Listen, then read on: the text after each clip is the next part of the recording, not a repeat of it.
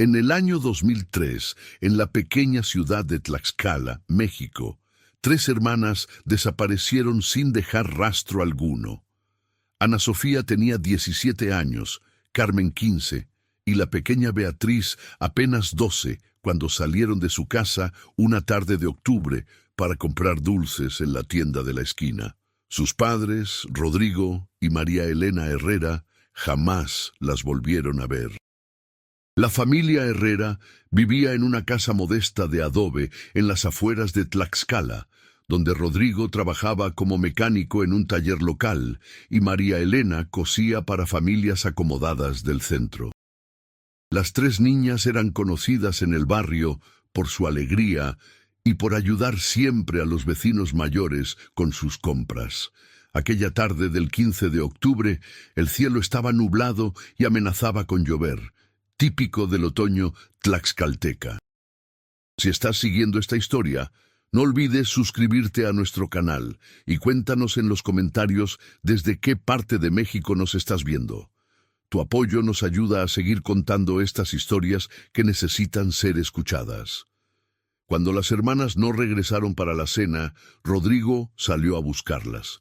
Recorrió cada calle del barrio, preguntó en todas las tiendas, tocó puerta por puerta. Don Alberto, el dueño de la tienda de dulces, recordaba haberlas visto entrar cerca de las 5 de la tarde. Compraron chicles y paletas, como siempre, y salieron riendo hacia la plaza central. Ese fue el último rastro confirmado de las hermanas Herrera. María Elena no durmió esa noche.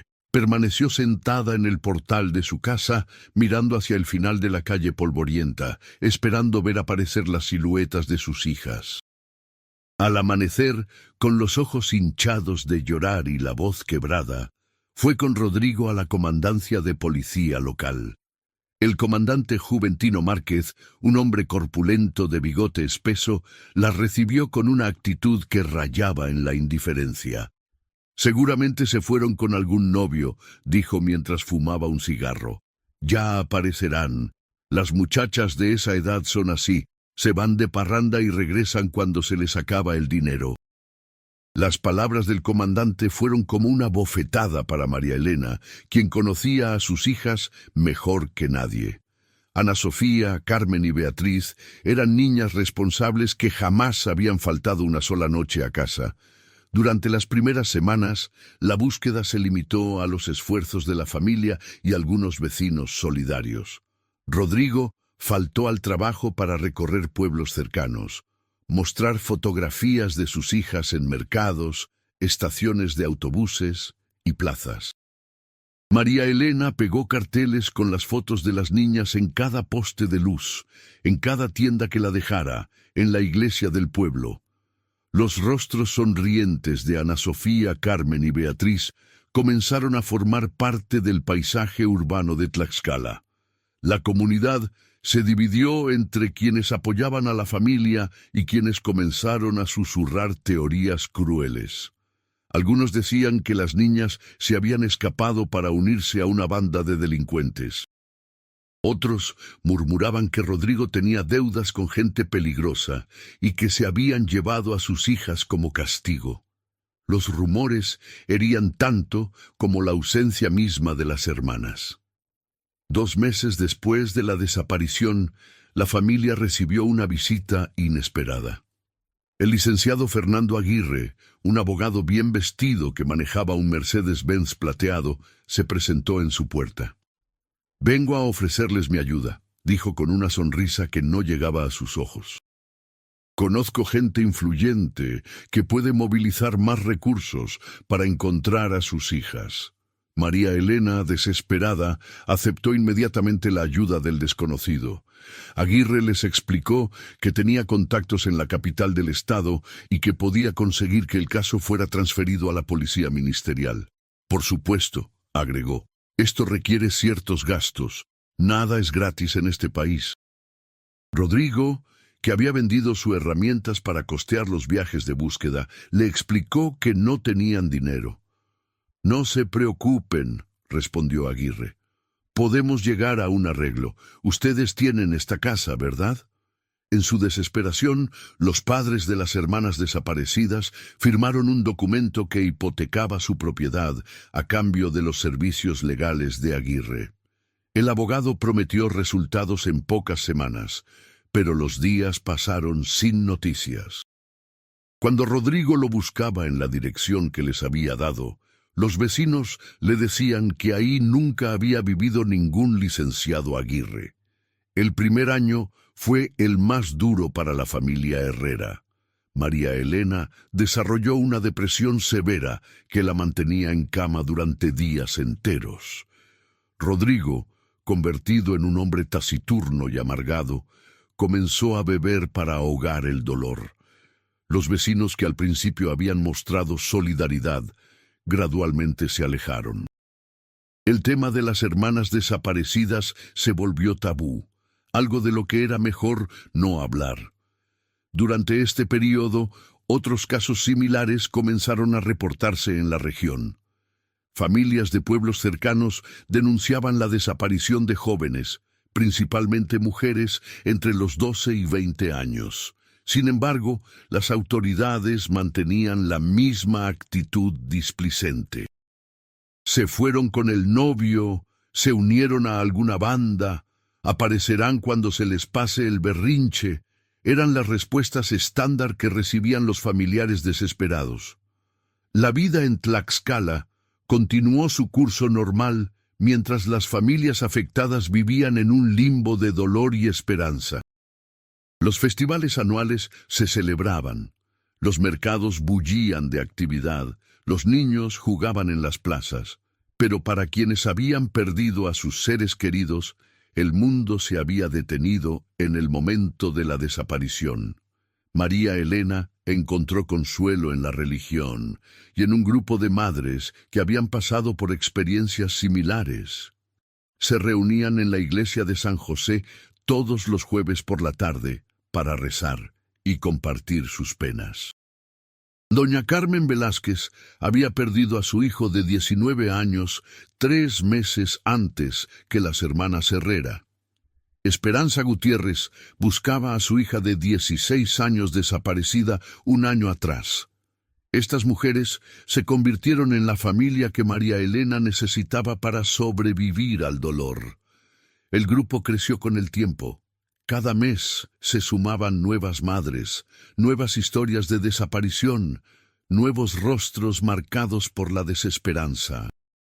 Organizaban marchas silenciosas por las calles principales de la ciudad, cargando fotografías de sus hijos desaparecidos.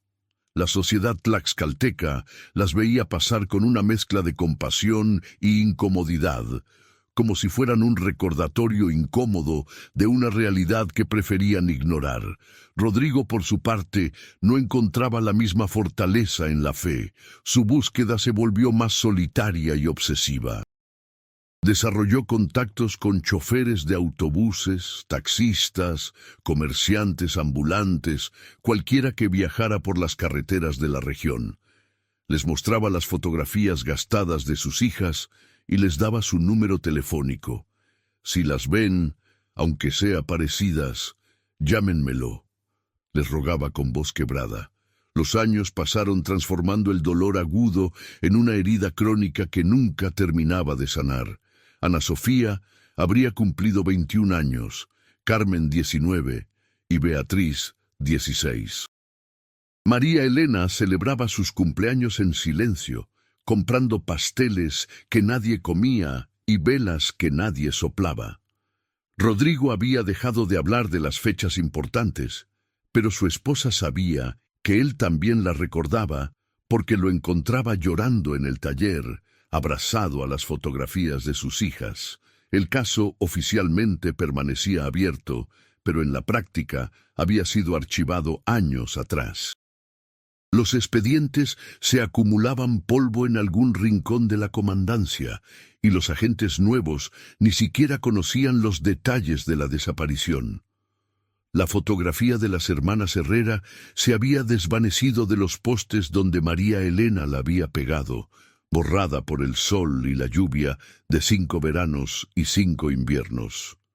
En 2008, 5 años después de la desaparición, la familia recibió una llamada que les devolvió la esperanza por unas horas. Una mujer que se identificó como enfermera de un hospital en Puebla les dijo que tenían a 3 pacientes jóvenes que habían llegado en estado de shock y no recordaban sus nombres. Las descripciones coincidían vagamente con las de Ana Sofía, Carmen y Beatriz. Rodrigo y María Elena viajaron inmediatamente a Puebla, pero las jóvenes resultaron ser otras víctimas de la violencia que azotaba la región. Este tipo de falsas alarmas se repitieron varias veces a lo largo de los años. Cada llamada telefónica despertaba una esperanza cruel que se desvanecía tan rápido como había llegado. Los padres aprendieron a modular sus expectativas, pero nunca dejaron de responder a cada pista, por remota que pareciera. La situación económica de la familia se deterioró considerablemente. Rodrigo había perdido varios trabajos debido a sus ausencias constantes para seguir pistas sobre sus hijas. María Elena había dejado de coser porque no podía concentrarse en las tareas delicadas. La casa hipotecada a Aguirre fue finalmente embargada cuando no pudieron pagar las mensualidades establecidas en el contrato fraudulento. Se mudaron a una casa más pequeña en las afueras de la ciudad, un lugar humilde pero que María Elena había convertido en un santuario a la memoria de sus hijas. Las paredes estaban cubiertas de fotografías de Ana Sofía, Carmen y Beatriz en diferentes etapas de sus cortas vidas. Sus cuartos permanecían intactos, con la ropa doblada en los armarios y los juguetes exactamente donde los habían dejado. Los vecinos de la nueva casa conocían la historia de la familia Herrera. Algunos mostraban compasión y solidaridad, otros preferían mantener la distancia. Los niños del barrio habían escuchado a sus padres hablar en susurros sobre la casa de las niñas perdidas, y a veces se acercaban curiosos para espiar por las ventanas. Durante este periodo, México experimentaba una ola de violencia sin precedentes relacionada con el crimen organizado. Los medios de comunicación estaban saturados de noticias sobre secuestros, desapariciones y asesinatos. En este contexto, casos como el de las hermanas Herrera se perdían entre la multitud de tragedias similares. La sociedad parecía haberse acostumbrado al horror, desarrollando una especie de inmunidad emocional hacia el sufrimiento ajeno. María Elena se convirtió en una activista involuntaria. Su grupo de madres había crecido hasta convertirse en una organización formal que presionaba a las autoridades por respuestas. Aprendió a escribir oficios, a organizar conferencias de prensa, a navegar la burocracia gubernamental. El dolor la había transformado de una costurera tímida en una mujer decidida que no aceptaba evasivas ni excusas. En 2010, 7 años después de la desaparición, el grupo de madres logró una audiencia con el gobernador del estado. María Elena, temblando de nervios pero firme en su determinación, le presentó personalmente el expediente de sus hijas junto con decenas de casos similares. El gobernador, un político hábil acostumbrado a este tipo de encuentros, prometió crear una comisión especial para investigar las desapariciones. Como era previsible, la comisión nunca se materializó. Rodrigo, mientras tanto, había desarrollado su propia red de contactos en el submundo de la región. Frecuentaba cantinas donde se reunían exconvictos, pequeños delincuentes y personas al margen de la ley. Había aprendido que en estos lugares circulaba información que nunca llegaba a los oídos de las autoridades oficiales. Su búsqueda lo había llevado a conocer una realidad paralela donde las desapariciones eran moneda corriente y donde existían rumores sobre redes de trata de personas. Una noche de abril de 2011, en una cantina del centro de Tlaxcala, Rodrigo escuchó una conversación que le heló la sangre. Dos hombres discutían sobre un negocio que había operado en la región años atrás, llevándose jóvenes para trabajar en lugares lejanos. Mencionaron nombres, fechas, métodos de operación. Rodrigo memorizó cada detalle y al día siguiente fue a reportar la información a la policía. El comandante que lo recibió, sucesor de Juventino Márquez, mostró más interés que sus predecesores. Se trataba del capitán Luis Alberto Moreno, un hombre joven recién transferido de la capital del estado. Moreno tomó notas detalladas del testimonio de Rodrigo y prometió investigar los nombres mencionados. Por primera vez en 8 años, Rodrigo sintió que alguien en las autoridades tomaba en serio la desaparición de sus hijas. La investigación de Moreno reveló conexiones perturbadoras. Algunos de los nombres mencionados por Rodrigo aparecían en expedientes de otros casos de desaparición, pero siempre como referencias marginales que nunca habían sido investigadas a fondo. El capitán comenzó a sospechar que existía una red más amplia de lo que se había imaginado y que posiblemente contaba con protección oficial. Sin embargo, la investigación de Moreno se vio obstaculizada desde el principio. Sus solicitudes de información fueron ignoradas o respondidas con documentos incompletos. Cuando intentaba interrogar a sospechosos, descubría que habían sido liberados o transferidos sin explicación. Sus superiores comenzaron a presionarlo para que cerrara el caso y se concentrara en asuntos más prioritarios. María Elena, enterada de los esfuerzos del capitán Moreno, le ofreció toda la información que había recopilado durante años de búsqueda. Le entregó fotografías, testimonios de testigos, fechas importantes y, sobre todo, una lista de funcionarios que habían mostrado actitudes sospechosas durante la investigación original.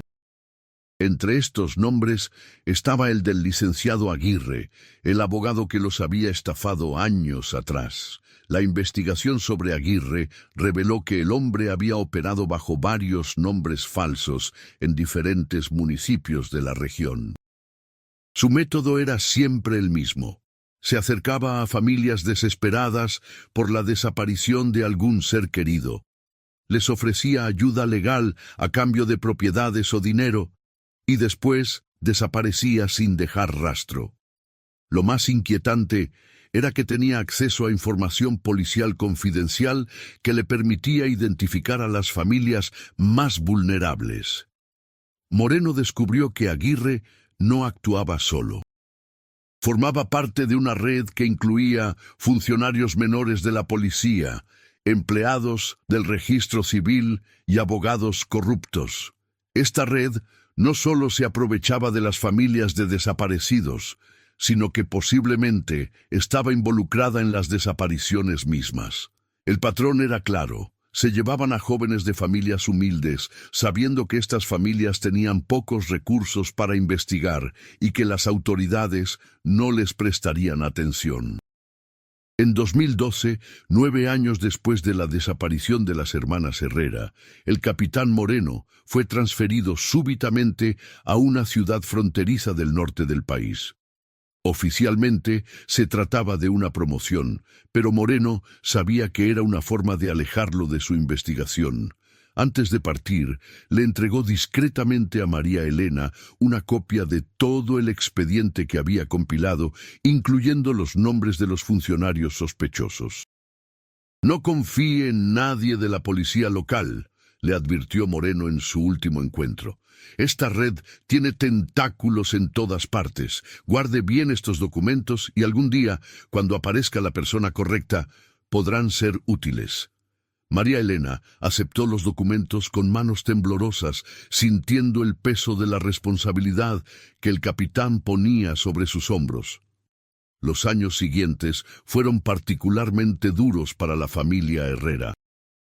Sin el apoyo del capitán Moreno, se sintieron nuevamente abandonados por el sistema. Rodrigo había envejecido prematuramente, su cabello se había vuelto completamente gris y su espalda se había encorvado por el peso del dolor.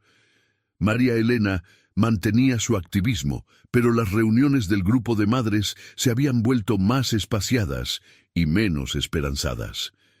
En 2015, 12 años después de la desaparición, recibieron una noticia devastadora. Rodrigo fue diagnosticado con cáncer de pulmón, resultado de años de fumar para calmar la ansiedad. Los médicos le dieron pocos meses de vida. María Elena se dividía entre cuidar a su esposo moribundo y mantener viva la búsqueda de sus hijas. «Quiero verlas antes de morirme», le repetía Rodrigo a su esposa durante las noches de insomnio. «No puedo irme sin saber qué pasó con mis niñas». María Elena le prometía que seguiría buscando, que no se daría por vencida, que algún día tendría respuestas para darle, aunque fuera en su tumba. Rodrigo murió en enero de 2016, llevándose consigo la esperanza de abrazar nuevamente a sus hijas. Su funeral fue una ceremonia modesta pero emotiva, a la que asistieron las familias del grupo de madres y algunos vecinos solidarios. María Elena, vestida de negro y con el rostro devastado por el dolor, prometió ante la tumba de su esposo que no descansaría hasta encontrar a Ana Sofía, Carmen y Beatriz. La viudez transformó nuevamente a María Elena. Ahora era una mujer completamente sola, sin más compañía que los recuerdos de su familia destruida.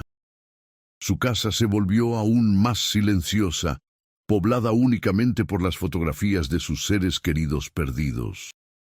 Algunos días, el peso de la soledad era tan abrumador que consideraba rendirse, pero la promesa hecha a Rodrigo la mantenía en pie. Durante este período, México vivía cambios políticos importantes.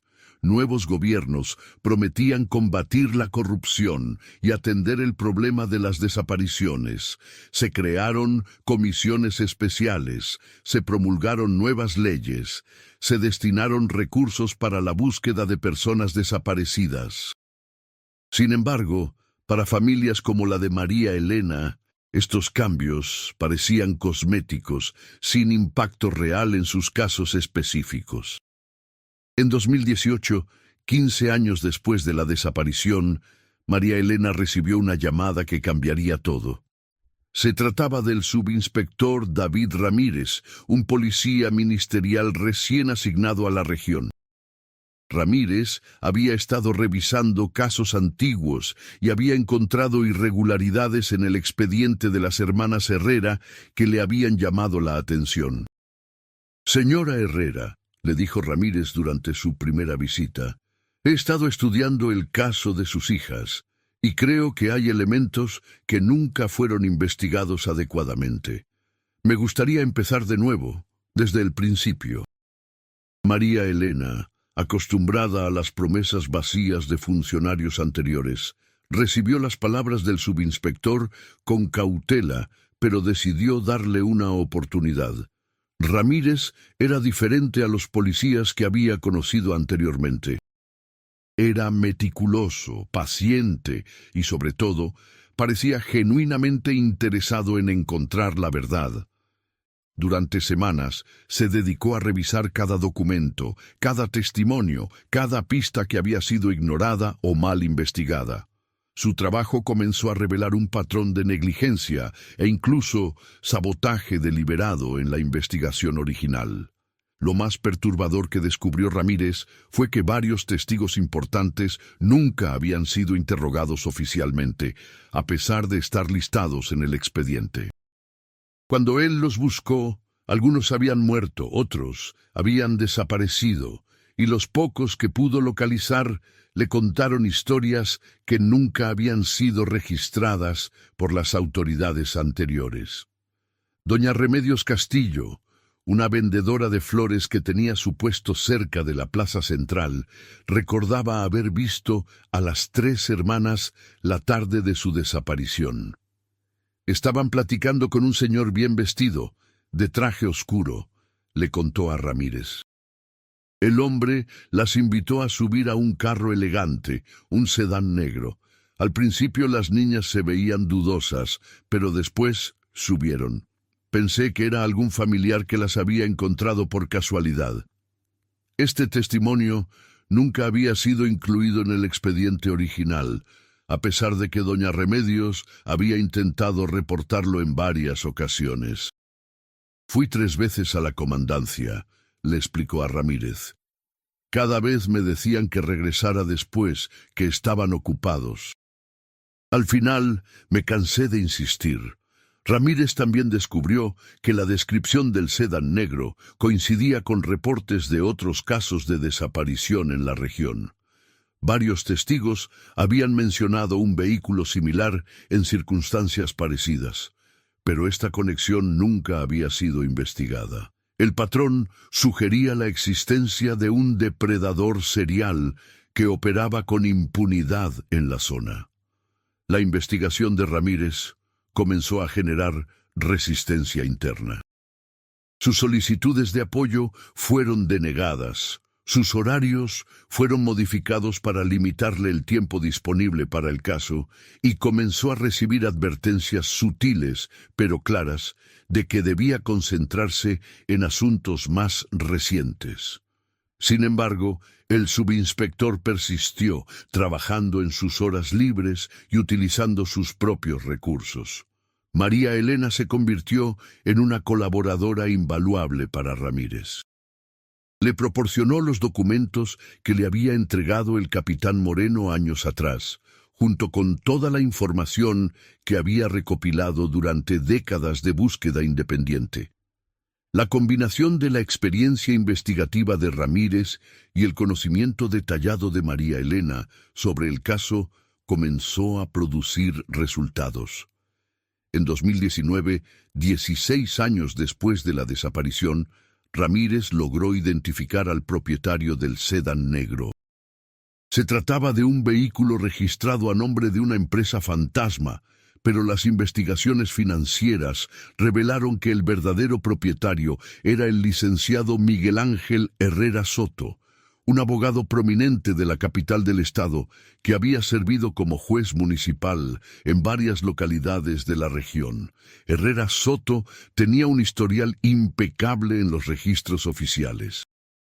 Era considerado un pilar de la comunidad legal, había recibido reconocimientos por su servicio público y mantenía relaciones cordiales con funcionarios de alto nivel.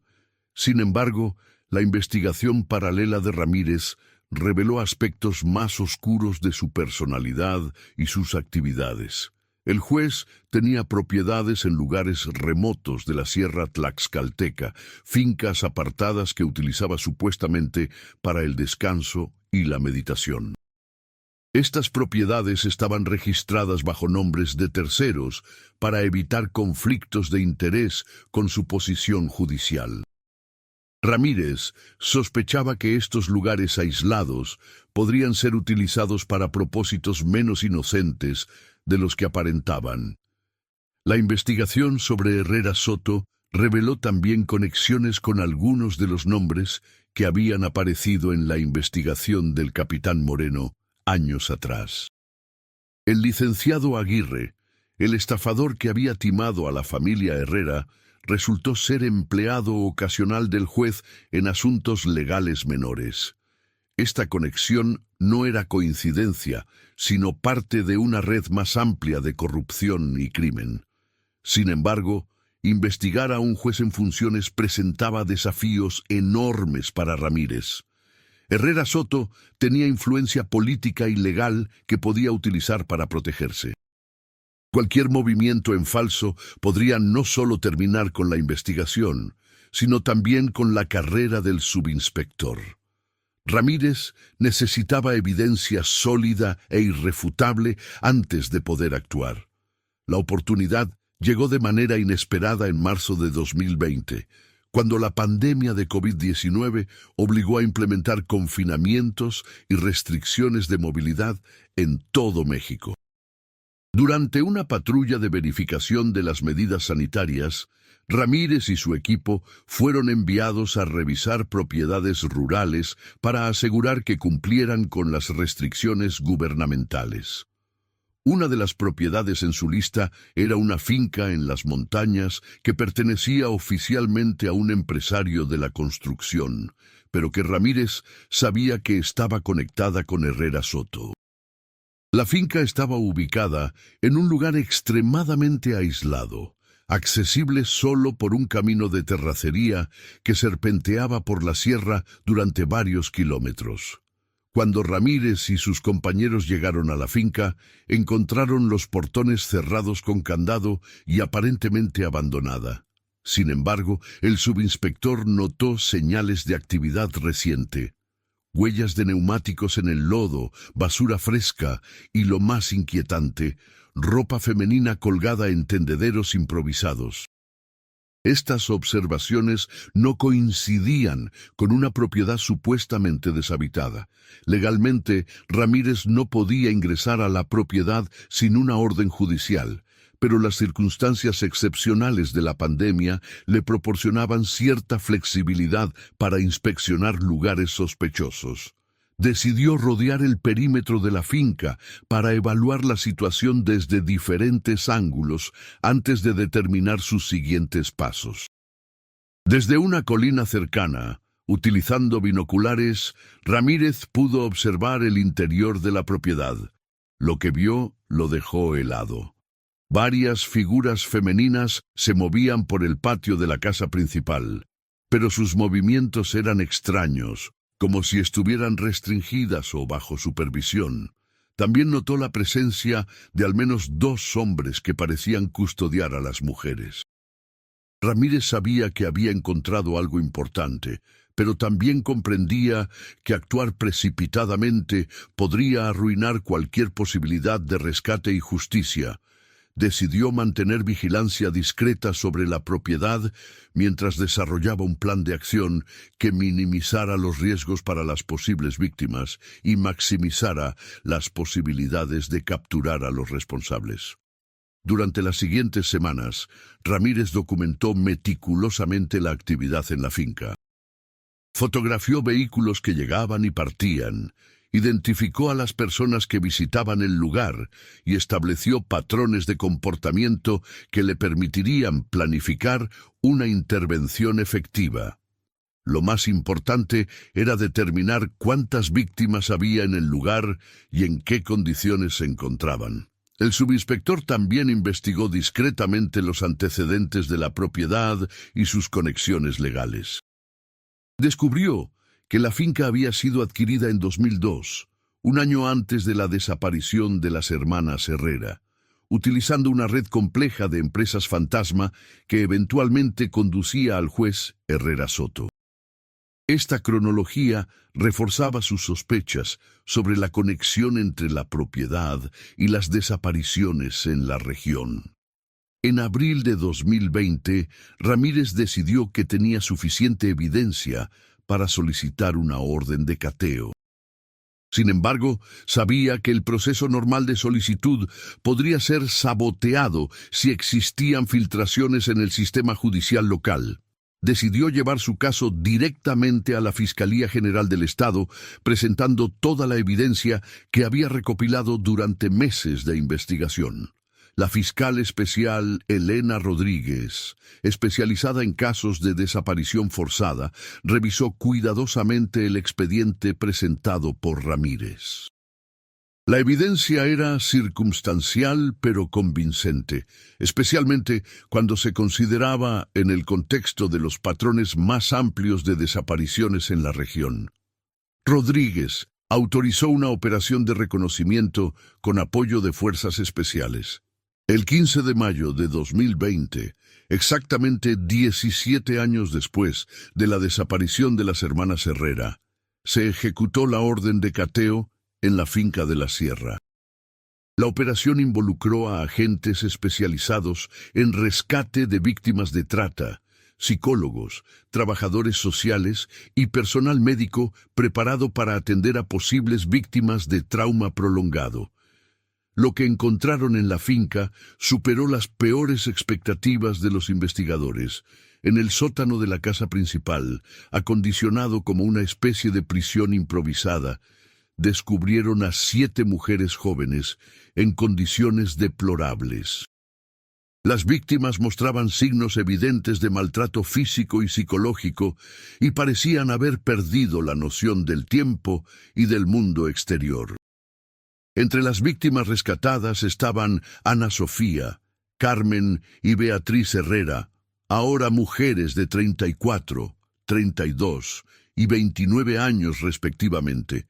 Las 3 hermanas estaban irreconocibles físicamente debido a los años de cautiverio, pero las pruebas de ADN confirmaron posteriormente su identidad.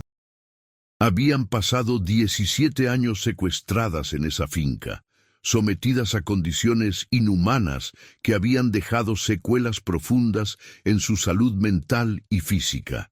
Las otras 4 víctimas fueron identificadas como jóvenes desaparecidas en diferentes momentos durante los últimos 20 años. Sus casos habían seguido patrones similares al de las hermanas Herrera: desapariciones en circunstancias normales, investigaciones negligentes, familias abandonadas por el sistema de justicia. El descubrimiento confirmaba la existencia de una red criminal que había operado con impunidad durante décadas. En la finca también se encontró evidencia documental que implicaba directamente al juez Herrera Soto en la operación criminal. Registros financieros, fotografías, videos y otros materiales probatorios demostraban que el magistrado no solo había participado en los secuestros, sino que había sido el cerebro de toda la operación. Utilizaba su posición judicial para proteger la red y para identificar víctimas potenciales a través de casos que llegaban a su juzgado. La detención de Herrera Soto se realizó el mismo día del rescate, cuando el juez se encontraba en su despacho oficial atendiendo audiencias rutinarias. La noticia de su arresto causó conmoción en los círculos legales y políticos del Estado, donde era considerado una figura respetable e intachable. Su caída reveló la profundidad de la corrupción que había permitido que los crímenes continuaran durante tanto tiempo. El rescate de las hermanas Herrera se convirtió en noticia nacional e internacional, destacando tanto el horror de su experiencia como las fallas sistemáticas que habían permitido que permanecieran secuestradas durante casi 2 décadas. Los medios de comunicación cubrieron extensamente la historia, centrándose en el sufrimiento de las víctimas, pero también en la persistencia de María Elena y el trabajo dedicado del subinspector Ramírez. María Elena, ahora de 68 años, finalmente pudo abrazar a sus hijas después de 17 años de búsqueda incansable. El reencuentro fue emotivo, pero complejo, ya que las mujeres rescatadas requerían atención médica y psicológica intensiva. Los años de cautiverio habían dejado secuelas profundas que harían que su reintegración a la sociedad fuera un proceso largo y difícil. Las 3 hermanas fueron hospitalizadas inmediatamente para recibir atención médica especializada. Su estado de salud era precario debido a años de desnutrición, falta de atención médica y trauma psicológico. Los especialistas explicaron a María Elena que la recuperación sería gradual y que sus hijas necesitarían apoyo profesional durante años para superar las secuelas de su experiencia.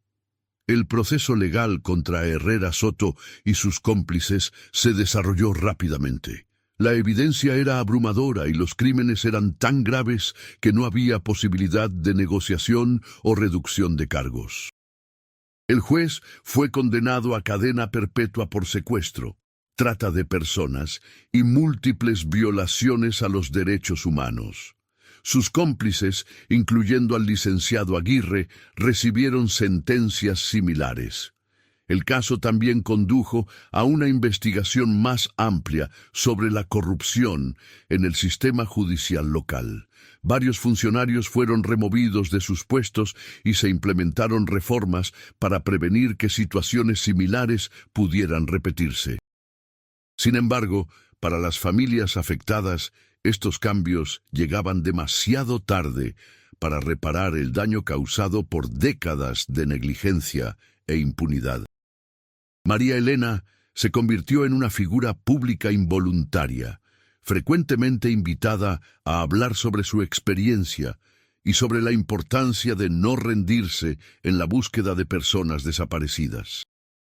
Su historia inspiró a otras familias a continuar luchando por sus seres queridos perdidos y se convirtió en símbolo de la resistencia contra la indiferencia oficial hacia las víctimas de la violencia. El subinspector Ramírez fue reconocido oficialmente por su trabajo en el caso, pero él mismo admitía que el verdadero mérito correspondía a María Elena, cuya persistencia había mantenido vivo el caso durante todos esos años. Sin su documentación, sin su memoria, sin su negativa a rendirse, nunca habríamos podido resolver este caso, declaró durante la ceremonia de reconocimiento. Las hermanas Herrera iniciaron un proceso de recuperación que sería largo y complejo. Ana Sofía, Carmen y Beatriz habían perdido los mejores años de sus vidas, pero gradualmente comenzaron a adaptarse nuevamente a la libertad. Su madre se convirtió en su cuidadora principal, ayudándolas a reconstruir sus identidades y a procesar el trauma de su experiencia. La casa de María Elena se transformó nuevamente, esta vez de santuario de la memoria en hogar de recuperación. Los cuartos que habían permanecido intactos durante 17 años finalmente volvieron a ser habitados por sus propietarias originales. Sin embargo, las mujeres que regresaron eran muy diferentes a las niñas que habían partido aquella tarde de octubre de 2003. El proceso de readaptación fue particularmente difícil para Beatriz, quien había sido secuestrada cuando apenas tenía 12 años. Había pasado más tiempo en cautiverio que en libertad, y sus recuerdos de la vida normal eran fragmentarios y confusos. Los psicólogos explicaron que su caso requeriría atención especializada durante años, posiblemente décadas. Ana Sofía y Carmen, aunque también profundamente traumatizadas, mostraron una capacidad de recuperación que sorprendió a los especialistas. Gradualmente, comenzaron a hablar sobre su experiencia, proporcionando información valiosa para completar la investigación criminal y ayudar en el proceso de healing personal. Su testimonio fue crucial para asegurar las condenas de sus captores. El caso de las hermanas Herrera se convirtió en un punto de inflexión para el tratamiento de las desapariciones en México.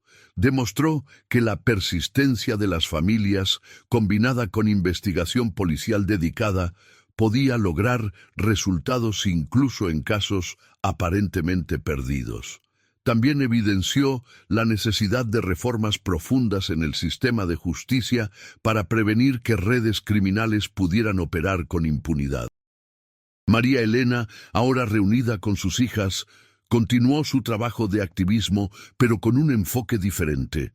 Se dedicó a ayudar a otras familias de desaparecidos, compartiendo su experiencia y las lecciones aprendidas durante casi 2 décadas de búsqueda. Su grupo de madres se convirtió en una organización más formal que proporcionaba apoyo legal y emocional a familias en situaciones similares. La historia de las hermanas Herrera también puso de manifiesto la importancia del trabajo policial comprometido y competente. El contraste entre la investigación negligente de los primeros años y el trabajo meticuloso del subinspector Ramírez demostró cómo la actitud y dedicación de los funcionarios públicos puede marcar la diferencia entre la justicia y la impunidad. Años después del rescate, las 3 hermanas continuaban su proceso de recuperación. Ana Sofía había logrado completar su educación secundaria y expresaba interés en estudiar trabajo social para ayudar a otras víctimas. Carmen había desarrollado habilidades artísticas como parte de su terapia y consideraba dedicarse al arte terapéutico. Beatriz, la más joven, requería aún atención intensiva, pero mostraba progreso constante en su proceso de healing. La familia Herrera había logrado algo que parecía imposible: reunirse después de casi 2 décadas de separación forzada. Sin embargo, su historia también ilustraba el costo humano de la negligencia oficial y la corrupción sistemática. Las vidas que podrían haber sido los años perdidos, el trauma irreparable, eran recordatorios permanentes de las consecuencias de fallar a las víctimas de la violencia. El legado del caso se extendía más allá de la familia individual. Había inspirado cambios legislativos, reformas judiciales y una mayor conciencia social sobre el problema de las desapariciones. María Elena se había convertido en una voz respetada en el movimiento de familiares de desaparecidos, utilizando su experiencia para ayudar a otros y para presionar por mejores políticas públicas. La resolución del caso también había proporcionado cierre a otras familias cuyos seres queridos habían sido víctimas de la misma red criminal. El trabajo investigativo había identificado víctimas adicionales y había llevado al procesamiento de otros miembros de la organización. Aunque ninguna resolución podía compensar completamente los años perdidos, al menos las familias tenían respuestas y los responsables habían enfrentado justicia. En la actualidad, la casa de María Elena en las afueras de Tlaxcala es un lugar muy diferente al santuario silencioso que había sido durante años. Es un hogar donde se escuchan nuevamente voces femeninas, donde se comparten comidas familiares, donde se construyen lentamente nuevos recuerdos para reemplazar décadas de dolor. Es el testimonio viviente de que la esperanza, la persistencia y el amor maternal pueden superar incluso las circunstancias más desesperantes. La historia de las hermanas Herrera se había convertido en símbolo tanto del horror que puede existir en los rincones oscuros de la sociedad como de la capacidad humana para resistir, sobrevivir y eventualmente encontrar justicia.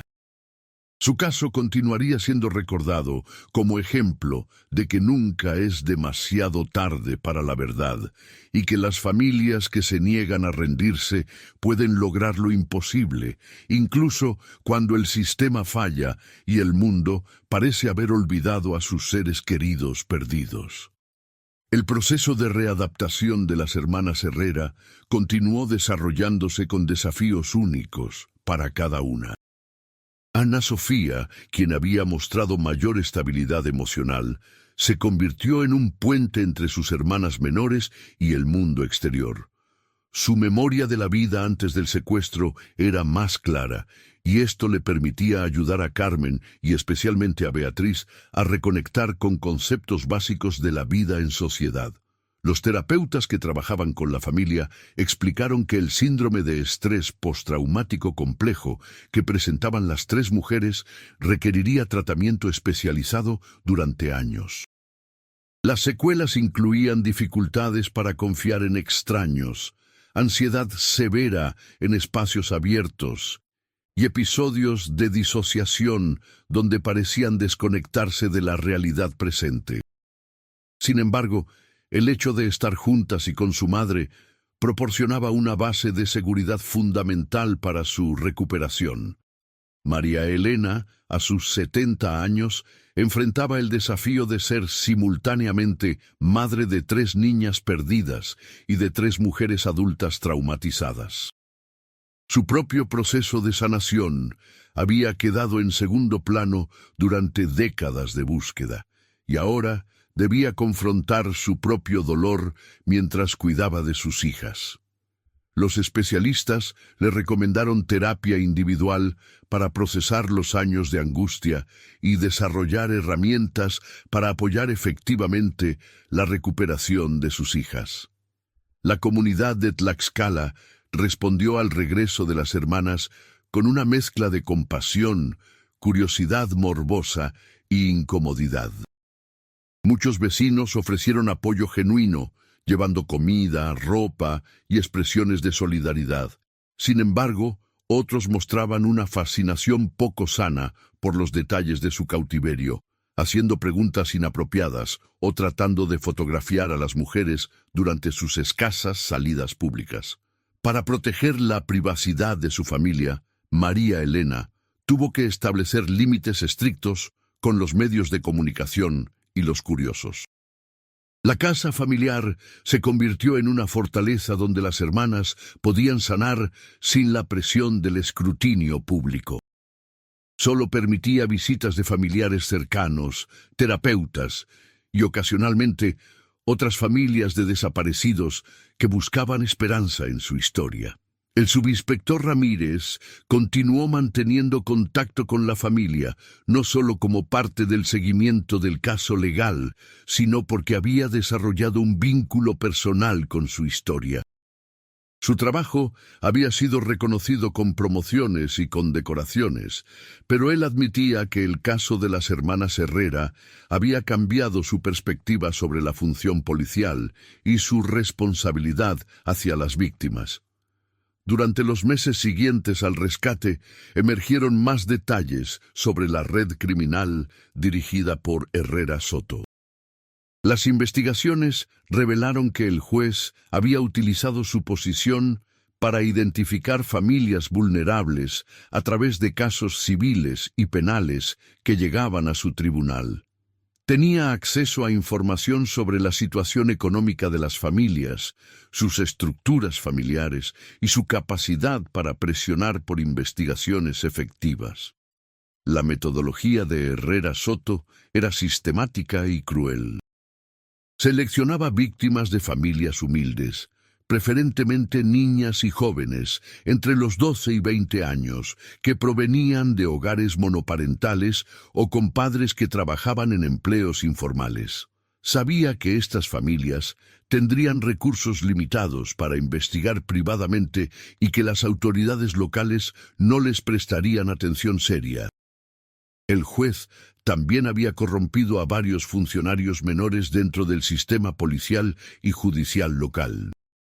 Estos cómplices se aseguraban de que las investigaciones de desapariciones fueran saboteadas desde el inicio, perdiendo evidencia crucial, intimidando testigos o simplemente archivando los casos sin seguimiento adecuado. A cambio, recibían pagos regulares que complementaban sus salarios oficiales. La finca donde fueron encontradas las víctimas era solo una de varias propiedades que Herrera Soto utilizaba para sus actividades criminales. Las investigaciones posteriores revelaron la existencia de al menos 3 ubicaciones más donde había mantenido víctimas durante períodos variables.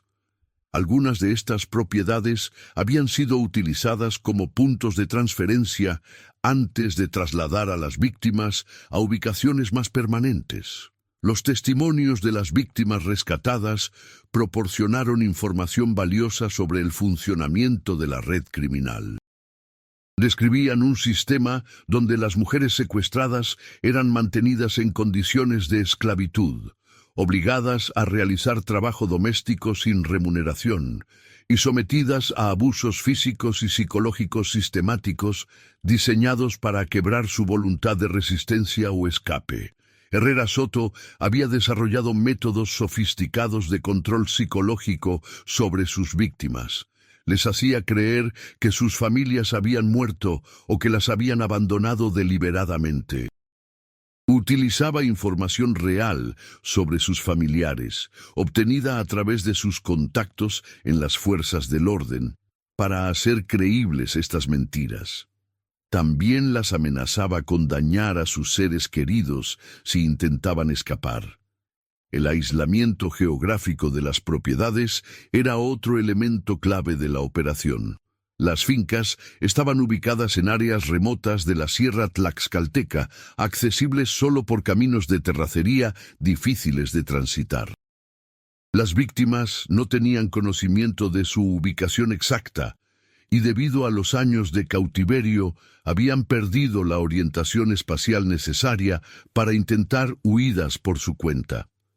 La investigación también reveló que Herrera Soto había documentado meticulosamente sus crímenes, manteniendo registros detallados de cada víctima, fotografías, videos y otros materiales que utilizaba tanto para su satisfacción personal como para chantajear a posibles testigos o cómplices renuentes. Esta evidencia documental fue crucial para asegurar su condena y la de sus colaboradores. El proceso legal contra la red criminal se desarrolló durante 2 años, culminando con sentencias históricamente severas para todos los involucrados.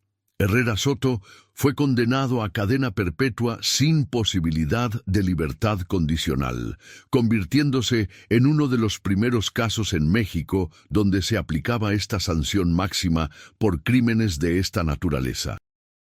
Los cómplices del juez recibieron sentencias que oscilaban entre los 30 y 50 años de prisión, dependiendo de su nivel de participación en los crímenes. El licenciado Aguirre, quien había estafado a múltiples familias de desaparecidos, fue condenado a 40 años por su doble papel como estafador y facilitador de secuestros. Durante el proceso judicial, María Elena asistió a cada audiencia, acompañada ocasionalmente por Ana Sofía cuando su estado emocional se lo permitía. Ver a los responsables del sufrimiento de su familia enfrentar finalmente la justicia proporcionó una sensación de cierre que había perseguido durante casi 2 décadas. Sin embargo, también confrontó la realidad de que ninguna condena podía devolver los años perdidos. Las audiencias también fueron importantes para otras familias de víctimas. Varias madres que habían compartido el dolor de María Elena durante años finalmente tuvieron respuestas sobre el destino de sus hijas desaparecidas. Algunas víctimas habían sido transferidas a otras ubicaciones antes de ser asesinadas, y los testimonios durante el juicio llevaron al descubrimiento de restos humanos en propiedades adicionales. El impacto mediático del caso continuó durante meses después del rescate y el juicio. Documentalistas nacionales e internacionales buscaron contar la historia de las hermanas Herrera, pero María Elena fue selectiva sobre las oportunidades que aceptaba. Su prioridad era proteger la privacidad de sus hijas mientras utilizaba la atención mediática para promover reformas en el sistema de justicia. La historia inspiró cambios legislativos importantes en México. Se promulgó una nueva ley de desapariciones que establecía protocolos más estrictos para la investigación de estos casos, incluyendo plazos máximos para iniciar búsquedas, requisitos de coordinación entre diferentes niveles de gobierno y sanciones severas para funcionarios que obstaculizaran investigaciones. También se creó un registro nacional de personas desaparecidas más sofisticado, con tecnología de base de datos que permitía identificar patrones y conexiones entre casos que anteriormente habrían pasado desapercibidos. El sistema incluía protocolos para compartir información entre diferentes jurisdicciones y mecanismos para involucrar a organizaciones de la sociedad civil en el proceso de búsqueda. María Elena fue invitada a participar en la redacción de estos nuevos protocolos, aportando la perspectiva única de alguien que había navegado las fallas del sistema durante décadas. Su experiencia ayudó a identificar puntos débiles específicos que habían permitido que casos como el de sus hijas cayeran en el olvido burocrático. El grupo de madres que María Elena había coordinado durante años se formalizó como organización no gubernamental, recibiendo reconocimiento oficial y apoyo financiero para continuar su trabajo de asistencia a familias de desaparecidos. La organización estableció una oficina permanente en Tlaxcala y comenzó a ofrecer servicios de apoyo legal, psicológico y logístico a familias en crisis. 3 años después del rescate, Ana Sofía logró completar sus estudios secundarios a través de un programa especializado para adultos. Su determinación de continuar su educación, a pesar del trauma vivido, inspiró a muchas otras víctimas de violencia. Expresaba interés en estudiar Derecho para especializarse en derechos humanos y asistencia a víctimas de delitos. Carmen desarrolló habilidades excepcionales en terapia artística, utilizando la pintura y la escultura como medios para procesar su experiencia y comunicar emociones que las palabras no podían expresar. Sus obras, aunque intensamente personales, comenzaron a ser reconocidas por terapeutas como ejemplos poderosos de resiliencia y sanación a través del arte. Beatriz, quien había requerido atención más intensiva debido a su corta edad al momento del secuestro, mostró progresos notables en su desarrollo emocional y social. Aunque aún enfrentaba desafíos significativos, había logrado establecer rutinas cotidianas y desarrollar relaciones de confianza con sus cuidadores y terapeutas. La recuperación de las 3 hermanas no fue lineal. Experimentaban períodos de progreso seguidos de retrocesos temporales, especialmente durante fechas significativas como el aniversario de su secuestro o durante procedimientos legales que las obligaban a revivir aspectos traumáticos de su experiencia. Sin embargo, la tendencia general era hacia una mayor estabilidad y autonomía. María Elena, ahora en sus 70, había encontrado un nuevo propósito en su trabajo de activismo. Su historia personal le daba credibilidad única para abogar por reformas del sistema de justicia y para proporcionar esperanza a otras familias en situaciones similares. Viajaba regularmente por el país, hablando en conferencias, participando en foros de política pública y asesorando a legisladores. El subinspector Ramírez había sido promovido a coordinador de la nueva unidad especializada en desapariciones del estado de Tlaxcala. Utilizaba las lecciones aprendidas del caso de las hermanas Herrera para entrenar a otros investigadores y desarrollar protocolos más efectivos para casos similares. Su unidad había logrado resolver varios casos antiguos, utilizando metodologías similares a las que había empleado en la investigación original.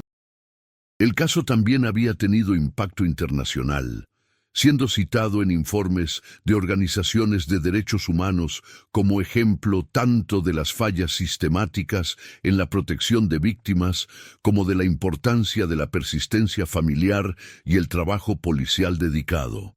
Funcionarios de otros países latinoamericanos visitaron México para estudiar las reformas implementadas después del caso.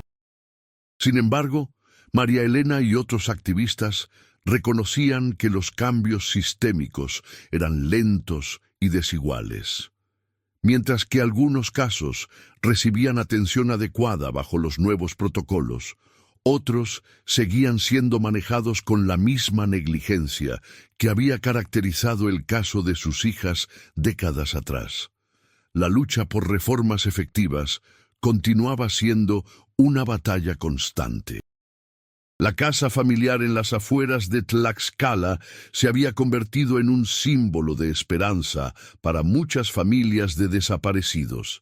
María Elena recibía visitantes regularmente, madres, padres, hermanos, hijos, que buscaban inspiración y orientación práctica sobre cómo mantener viva la búsqueda de sus seres queridos. Ella los recibía con la misma hospitalidad que había caracterizado su hogar antes de la tragedia. Las hermanas Herrera habían comenzado a participar selectivamente en actividades de la organización de su madre, principalmente proporcionando apoyo a otras víctimas de secuestro y trata. Su testimonio, cuando se sentían capaces de compartirlo, tenía un impacto poderoso en audiencias legislativas, conferencias profesionales y programas de entrenamiento para funcionarios del sistema de justicia. El legado del caso se extendía también a la educación. Varias universidades mexicanas habían incorporado el estudio del caso de las hermanas Herrera en sus programas de criminología, trabajo social y derecho. Los estudiantes analizaban tanto los aspectos criminológicos como las fallas sistemáticas que habían permitido que los crímenes continuaran durante décadas sin detección. La investigación académica sobre el caso había revelado patrones más amplios de corrupción y negligencia en el sistema de justicia mexicano. Varios estudios documentaron cómo casos similares habían sido mal manejados en otras regiones del país, sugiriendo que el problema era sistemático más que aislado. Estos estudios proporcionaron evidencia empírica para respaldar argumentos a favor de reformas más profundas. 5 años después del rescate, la familia Herrera había logrado establecer una nueva normalidad. Las 3 hermanas vivían de manera semi-independiente, aunque mantenían vínculos estrechos con su madre y continuaban recibiendo apoyo terapéutico. Ana Sofía había comenzado sus estudios universitarios. Carmen había establecido un pequeño estudio de arte terapéutico y Beatriz trabajaba medio tiempo en la organización fundada por su madre. María Elena, ahora reconocida como una de las activistas más respetadas en el movimiento de familiares de desaparecidos en México, continuaba su trabajo incansable. Había recibido varios reconocimientos nacionales e internacionales por su contribución a los derechos humanos, pero ella insistía en que su única motivación era asegurar que ninguna otra familia tuviera que experimentar lo que había vivido la suya. El caso de las hermanas Herrera se había convertido en referencia obligada en discusiones sobre desapariciones forzadas, corrupción judicial y la importancia de la participación de la sociedad civil en la búsqueda de justicia. Su historia demostraba que incluso en las circunstancias más desesperantes, la combinación de determinación familiar, trabajo policial competente y presión social podía lograr resultados que parecían imposibles. La resolución del caso también había proporcionado herramientas valiosas para investigaciones futuras. Los métodos desarrollados por Ramírez durante su investigación se habían sistematizado en protocolos que ahora utilizaban fuerzas del orden en todo el país. La documentación meticulosa del caso servía como modelo para investigadores que enfrentaban situaciones similares. Sin embargo, la historia de las hermanas Herrera también servía como recordatorio sombrío de las consecuencias de la impunidad y la corrupción sistemática. Los años perdidos, el trauma irreparable, las oportunidades de vida destruidas, no podían ser completamente restaurados por ninguna cantidad de justicia posterior. Su caso ilustraba tanto las posibilidades de recuperación como los límites de la reparación. En la actualidad, la familia Herrera representa un testimonio viviente de la resiliencia humana y del poder transformador de la esperanza sostenida durante décadas. Su historia continúa inspirando a familias en situaciones similares y proporcionando evidencia concreta de que la búsqueda de justicia, por prolongada y difícil que sea, puede eventualmente prevalecer sobre la impunidad y el olvido oficial. La casa donde María Elena había mantenido intactos los cuartos de sus hijas durante 17 años, ahora resonaba nuevamente con vida familiar, pero era una vida diferente, marcada por la experiencia compartida del trauma y la supervivencia. Era el hogar de mujeres que habían enfrentado lo impensable y que continuaban construyendo nuevos significados para sus vidas, día tras día, con la determinación que habían heredado de una madre que nunca se rindió en su búsqueda de la verdad.